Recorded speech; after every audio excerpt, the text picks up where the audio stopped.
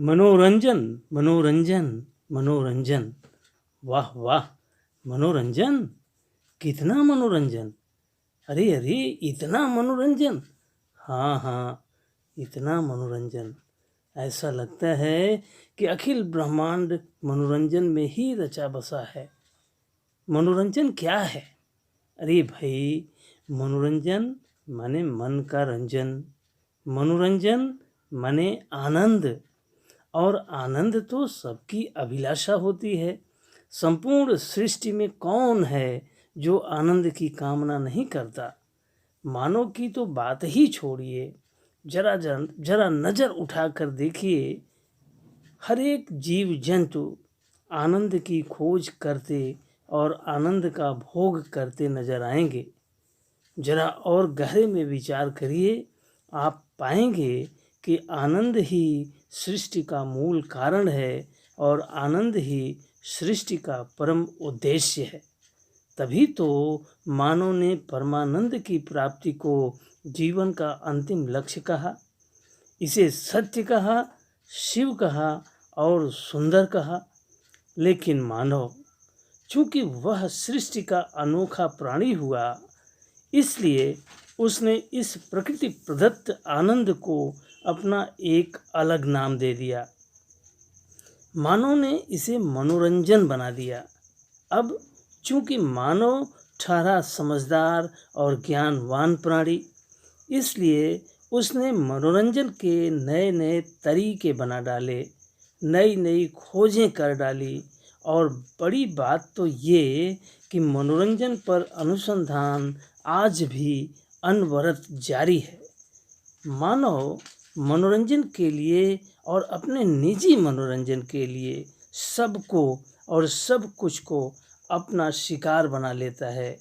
देवताओं के दरबार की अप्सराओं से लेकर परियों से शुरू करके विभिन्न कालों की गणिकाओं, देवदासियों, नगर वधुओं, नृत्यांगनाओं, वेश्याओं से होते हुए वर्तमान काल की सोसाइटी गर्ल और कालगर के रूप में मानव ने महिलाओं का प्रयोग, उपयोग या दुरुपयोग क्यों किया? निश्चित ही मनोरंजन के लिए। विदूषकों, भाटों, नचों, नाटककारों, कवियों, कलाकारों और विशेषकर हास्य कलाकारों के रूप में मानव ने पुरुषों को किस लिए इस्तेमाल किया? निश्चित ही मनोरंजन के लिए। आखेट करना, शिकार करना, अखाड़ों में पहलवानों को लड़ाना और तरह तरह के खेलों की प्रतियोगिताओं और प्रतिस्पर्धाओं का आयोजन मानव ने क्यों करवाया? निश्चित ही मनोरंजन के लिए। नाटकों, प्रहसनों, फिल्मों और आजकल के वेब सीरीज तथा धारावाहिकों के मूल में क्या समाया हुआ है? निस्संदेह मनोरंजन। संगीत, नृत्य, लोकगीत, लोक संगीत और सामाजिक सांस्कृतिक क्रियाकलापों में समाज किस अंतर वस्तु की तलाश करता है? बिना शक मनोरंजन की। काव्य, नाटक, एकांकी, उपन्यास, संस्मरण, आत्मकथा, यात्रा वृत्तांत और समस्त साहित्यिक विधाओं से मानव क्या पाकर आत्मतुष्टि की अनुभूति करता है? इसका भी उत्तर मनोरंजन ही है। इतना बृहद है मनोरंजन का संसार, इतनी विस्तारित है मनोरंजन की दुनिया। कलरव करते पक्षी, कल कल करती नदियाँ, छल छल करती जलधि तरंगें, हर हर करती समुद्र की उद्दाम लहरें, टिमटिमाते नभ के तारे और क्षण प्रतिक्षण रंग रूप और आयाम बदलता मानव का मिजाज। और क्या कहें, ऐसा लगता है कि सारी की सारी प्रकृति मानव के मनोरंजन के लिए ही साधन सामग्री बनकर प्रस्तुत हो गई है। मनोरंजन का आलम तो ये है कि अब शिक्षकों को मनोरंजक तरीके से पढ़ाने का प्रशिक्षण दिया जा रहा है और विद्यार्थियों से मनोरंजन पूर्वक पढ़ने और सीखने की अपेक्षा की जा रही है। यहाँ एक प्रश्न करना चाहिए कि क्या किसी महत्वपूर्ण और गंभीर विषय में मनोरंजक तरीके से दक्षता पाई जा सकती है? ऐसे कार्य के लिए तो गंभीरता और एकाग्रता की ज़रूरत होती है। अगर कोई डॉक्टर मनोरंजन करते हुए या मनोरंजक तरीके से कोई कठिन ऑपरेशन करना चाहे तो आपको कैसा लगेगा? अगर कोई वैज्ञानिक परमाणु बम के अनुसंधान कार्य के दौरान मनोरंजन की मांग करे तो आपको कैसा लगेगा? ऐसा नहीं कि मनोरंजन से मेरा कोई विरोध है, लेकिन इतना ज़रूर कहना है कि आपकी लक्ष्य पूर्ति के लिए और दक्षता प्राप्ति के लिए मनोरंजन ज़रूरी तो है, लेकिन पर्याप्त बिल्कुल भी नहीं है। तो किसी को कितना मनोरंजन ज़रूरी है, यह जानना बहुत ही ज़रूरी है। इसका कोई सर्वमान्य पैमाना तो हो नहीं सकता, लेकिन सबके लिए कोई मान्य पैमाना तो होना ही चाहिए। आपको नहीं लगता कि कुछ पैमाना तो सबको मान्य होना चाहिए? क्योंकि मनोरंजन का अगर कोई भी पैमाना मान्य नहीं होगा तो मनोरंजन आपको बर्बाद कर देगा। क्योंकि सोच कर देखिए, अगर आप एक विद्यार्थी हैं, आप किसी भी स्तर के विद्यार्थी हों और पढ़ाई छोड़कर आप मनोरंजन करते हैं तो मनोरंजन आपका भला नहीं करेगा। हाँ, अगर पढ़ते पढ़ते आप थक जाते हैं और फिर थोड़ा मनोरंजन करते हैं तो यह टॉनिक का काम करेगा, उत्साह देगा, नव स्फूर्ति देगा और आप नई ऊर्जा के साथ फिर पढ़ाई कर सकेंगे।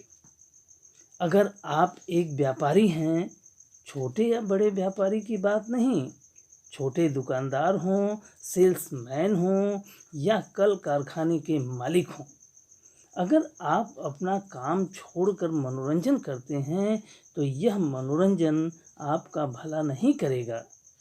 अगर आप काम करते करते थक जाते हैं तब फिर थोड़ा मनोरंजन करते हैं तो यह मनोरंजन आपको नई शक्ति, नई प्रेरणा, नई सोच और नया उत्साह देगा। मनोरंजन का यह सूत्र याद रखना चाहिए: ज़्यादा काम, कम मनोरंजन यानी कि सफलता। कम काम, ज़्यादा मनोरंजन यानी कि असफलता। इस सूत्र को बहुत गहराई पूर्वक विचार करना चाहिए। आपके इर्द गिर्द कुछ ऐसे लोग जरूर मिलेंगे जिनके जीवन जीने का या तो कोई पैमाना होता ही नहीं या वे किसी पैमाने पर ठीक तरह से काम करते ही नहीं। मेरे एक मित्र हैं जिनका पैमाना तो आप खुद ही सोचिए कि कैसा होगा। वे जब आराम करते करते थक जाते हैं तो सो जाते हैं और जब सोकर उठते हैं तो आराम करते हैं। वे कहते हैं, भाई साहब, मुझे दिन भर इतना आराम करना पड़ता है कि अक्सर मुझे इतनी तेज़ नींद आने लगती है कि बताना मुश्किल हो जाता है कि रात में मैं कब सोया।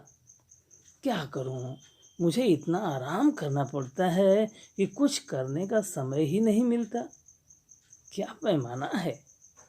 खैर, इस पैमाने से आपका मनोरंजन तो होगा, लेकिन आप यह पैमाना अपनाना नहीं चाहेंगे, अपनाना भी नहीं चाहिए। मनोरंजन तो बड़ी शुद्ध विधा है। मनोरंजन दाल में नमक की तरह होना चाहिए। मनोरंजन को दाल में घी की तरह भी प्रयोग कर सकते हैं, लेकिन याद रखें, नमक की कभी दाल नहीं बनती, दाल तो घी की भी नहीं बनती। गहनतापूर्वक विचार करिए कि जागरण के लिए जिस तरह नींद की ज़रूरत होती है और काम के लिए जिस तरह आराम की ज़रूरत होती है, उसी तरह उत्साह और स्फूर्ति के लिए मनोरंजन की ज़रूरत होती है। इसीलिए तो रविवार को अवकाश का दिन घोषित किया गया है, ताकि आप आराम करें, मनोरंजन करें और आने वाले 6 दिनों तक आप ऊर्जावान बने रहें। इसीलिए तो रात में नींद की प्राकृतिक व्यवस्था है, ताकि आप अच्छी तरह सोएं और दिन भर के लिए अपने तन मन को उत्साह और स्फूर्ति से भर दें। और इसीलिए तो मनोरंजन का मानवीय विधान किया गया है, ताकि आप अपने कार्य शैली में और जीवन शैली में नित नए नए निखार लाएं, नित नए नए परिष्कार लाएं और नित नई नई जीवंतता लाएं। तो ध्यान रखें, मनोरंजन आपके लिए है, आप मनोरंजन के लिए नहीं हैं। धन्यवाद।